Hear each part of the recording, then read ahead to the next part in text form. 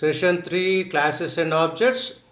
ఇందులో member functions defined inside the class. Member functions defined inside the class అంటే member ఫంక్షన్స్ని మనము inside the class define చేసుకోవచ్చు, outside the class కూడా define చేసుకోవచ్చు.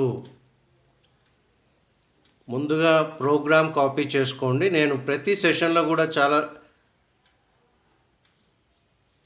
Simple programmes ఇస్తున్నాను. అందుకే మీకు సెషన్ 5-6 మినిట్స్ కన్నా ఎక్కువ ఇవ్వట్లేదు, ఎందుకంటే సబ్జెక్ట్ మీద పూర్తి నాలెడ్జ్ రావాలి. మీరు చాలా స్పష్టంగా అబ్జర్వ్ చేయండి. ఇక్కడ class name student, roll number and name or private అని ఇచ్చాము. Read and right function definitions public అని ఇచ్చాము. సెషన్ 2లో మనం చూసాము క్లాస్ డెఫినిషన్ ఇన్సైడ్ మెయిన్ ఇచ్చాము. ఇక్కడ class definition outside main ఇచ్చాము. అలా కూడా ఇవ్వచ్చు. మనం స్ట్రక్చర్స్ సిలో అలానే ఇస్తుంటాము. నేను మీకు ప్రోగ్రామ్ కంఫర్ట్గా ఉంటుందని మెయిన్ అనేది రైట్ హ్యాండ్ సైడ్ ఇచ్చాను. మీరు నోట్స్లో రాసేటప్పుడు క్లాస్ డెఫినిషన్ కింద మెయిన్ ప్రోగ్రామ్ పార్ట్ రాసుకోండి. సో రీడ్ ఫంక్షన్లో మనం నేమ్ రోల్ నెంబర్ రీడ్ చేసాము, అలాగే రైట్లో నేమ్ రోల్ నెంబర్ డిస్ప్లే చేసాము. మెయిన్ ప్రోగ్రాంలో ఆబ్జెక్ట్ క్రియేట్ చేసాము. ఇక్కడ object H dot read and H dot right అంటే ఫంక్షన్స్ని కాల్ చేసాము. ఏదైతే ప్రైవేట్ అని ఇస్తామో వాటిని అవుట్ సైడ్ క్లాస్ యూజ్ చేయడం కుదరదు, కాబట్టి ఫంక్షన్స్ ద్వారా వాటిని యాక్సెస్ చేస్తాము. అందుకే ఫంక్షన్స్ని మనం పబ్లిక్ ఇస్తాము ఎప్పుడు కూడా. ప్రోగ్రామ్ స్పష్టంగా కాపీ చేసిన తర్వాతే మీరు ఎక్స్ప్లెనేషన్ పార్ట్ అనేది వినండి.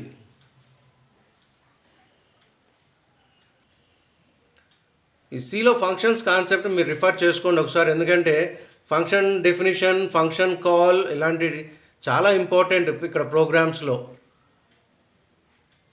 సో మెంబర్ డేటా జనరల్గా ప్రైవేట్ అని ఇస్తాము, అండ్ మెంబర్ ఫంక్షన్స్ని మనం పబ్లిక్ అనే ఇస్తుంటాము. ఫంక్షన్ కాల్ చేసినప్పుడు కంట్రోల్ ఎక్కడికి ట్రాన్స్ఫర్ అవుతుంది? ఫంక్షన్ డెఫినిషన్లోకి ట్రాన్స్ఫర్ అవుతుంది.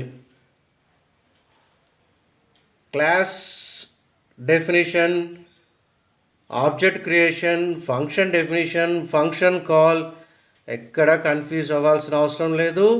సి లాంగ్వేజ్లో మీకు ఫంక్షన్స్ మీద పూర్తి పరిజ్ఞానం ఉంటే ఇలాంటి ప్రోగ్రామ్స్ చాలా ఈజీగా అర్థమవుతాయి. నేను కూడా మీకు అందుకే చాలా తక్కువ 5 మినిట్స్ 6 మినిట్స్ ఉన్న వీడియోస్ మాత్రమే ఇస్తున్నాను. ప్రతిదీ రాసుకున్న తర్వాత మాత్రమే మీరు ఎక్స్ప్లెనేషన్ చూడండి.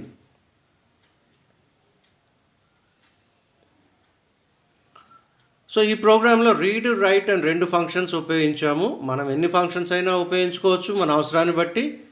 రీడ్లో రీడ్ చేశాను, రైట్లో రైట్ చేశాను. రెండు ఫంక్షన్స్ ప్లేస్లో ఒక ఫంక్షన్ కూడా ఉపయోగించుకోవచ్చు. మనకి సబ్జెక్ట్ పూర్తిగా అవగాహన రావటం కోసం సింపుల్ ప్రోగ్రామ్స్, టెక్స్ట్ బుక్స్లో అయితే మీకు కాంప్లికేటెడ్గా ఉంటాయని చాలా సింపుల్ ప్రోగ్రామ్స్ ఇస్తున్నాను. ఎగ్జామ్స్లో కూడా మీరు ఎప్పుడైనా డెమాన్స్ట్రేషన్ ప్రోగ్రామ్ రాయాల్సి వచ్చినప్పుడు ఇలాంటి సింపుల్ ప్రోగ్రామ్స్ రాస్తే సరిపోతుంది.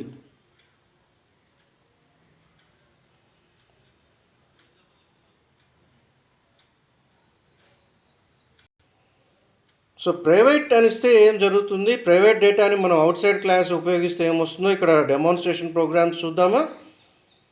Class name date, private int d, brackets close అయ్యే సెమీకోలన్ చూడండి అక్కడ, అది class definition. Outside main ఇచ్చాము. సో ఇక్కడ నుంచి క్లాస్ డెఫినిషన్స్ అన్నీ కూడా మనం అవుట్ సైడ్ మెయిన్ ఇస్తాము. సెషన్ 2లో ఇన్సైడ్ మెయిన్ ఇచ్చాము. ఆబ్జెక్ట్ క్రియేట్ చేసాము. K dot is equal to 10 error వస్తుంది, ఎందుకంటే డి అనేది ప్రైవేట్ అంటే అవుట్ సైడ్ క్లాస్ యూజ్ చేయటం కుదరదు. ఓఆర్ఆర్ అని చెప్పేసి ఇంకొక ప్రోగ్రామ్ ఉంది అక్కడ యారో మార్క్ చూడండి. మీరు ప్రైవేట్ అని ఇవ్వలేదు, మీరు అక్కడ ప్రైవేట్ పబ్లిక్ అని ఏమి ఇవ్వకపోతే బై డిఫాల్ట్ వాటిని C++లో ప్రైవేట్గానే తీసుకుంటుంది. By default members or private in C++.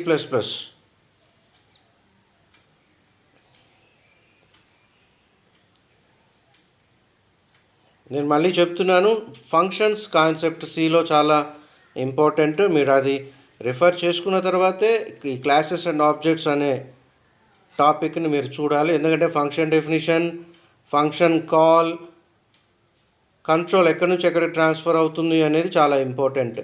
Once any function is called, the control will be transferred to the concerned function definition.